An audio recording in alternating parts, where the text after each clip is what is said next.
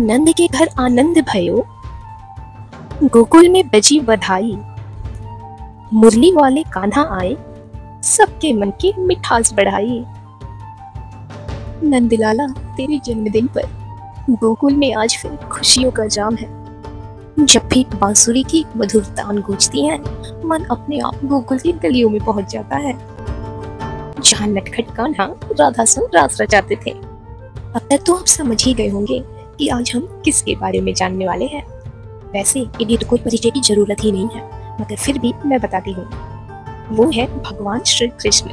जी हाँ, जिनका जन्म उत्सव के रूप में मनाया जाता है। ऐसा माना जाता है कि द्वापर युग में कंस के अत्याचार से दुनिया को बचाने के लिए श्री कृष्ण का जन्म हुआ था।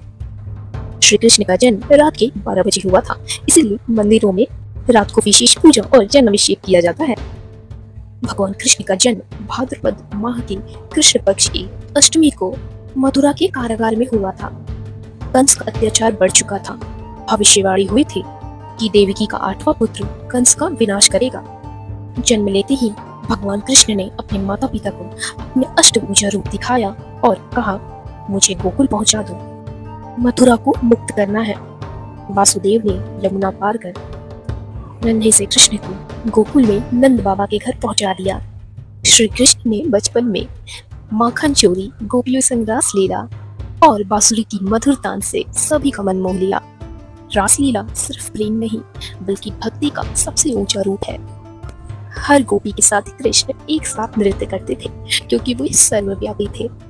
श्री कृष्ण की मुरली प्रेम और संगीत का प्रतीक है, और मोरपंख सुंदरता और पवित्रता का। राधा और कृष्ण का प्रेम सांसारिक नहीं, बल्कि आत्मा और परमात्मा का मिलन है। राधा कृष्ण का प्रेम आज भी भक्ति का सर्वोच्च उदाहरण है। जन्माष्टमी के दिन भक्त उपवास रखते हैं और रात 12 बजे के बाद जब श्री कृष्ण का जन्म हो जाता है, तभी फलाहार करते हैं। छोटे से कान्हा की मूर्ति को फूलों से सजे झूले में बिठाकर झुलाया जाता है। मंदिरों और घरों में भजन, कीर्तन और रासलीला का आयोजन होता है।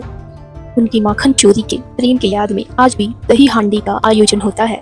गोकुल में श्री कृष्ण का बचपन माखन चोरी, गोपियों को छेड़ने और बांसुरी की मधुर तान से भरा था, जो बहुत आनंदमयी था। श्री कृष्ण का रंग श्याम रंग था, और श्याम रंग गहराई, रहस्य और आकर्षण का प्रतीक होता है। जब महाभारत के युद्ध में अर्जुन मोह और द्वंद्व में फंस गए, तब श्री कृष्ण ने उन्हें धर्म, कर्म और भक्ति का गहन ज्ञान दिया। गीता आज भी जीवन जीने का सबसे बड़ा मार्गदर्शन देता है। भगवत गीता का उपदेश है, कर्म कर, फल की चिंता मत कर। यह ज्ञान आज भी जीवन का सबसे बड़ा मार्गदर्शन है। कृष्ण सिखाते हैं, जीवन में प्रेम, भक्ति और सत्य का मार्ग ही सबसे श्रेष्ठ होता है। कृष्ण केवल नाम नहीं, एक अनुभव है। वो माखन चोर भी हैं, प्रेमी भी हैं और धर्म के रक्षक भी हैं। अगर आप भी नाम जप करते हैं तो ये वीडियो अपने दोस्तों की तरफ जरूर पहुंचाएं। राधे राधे।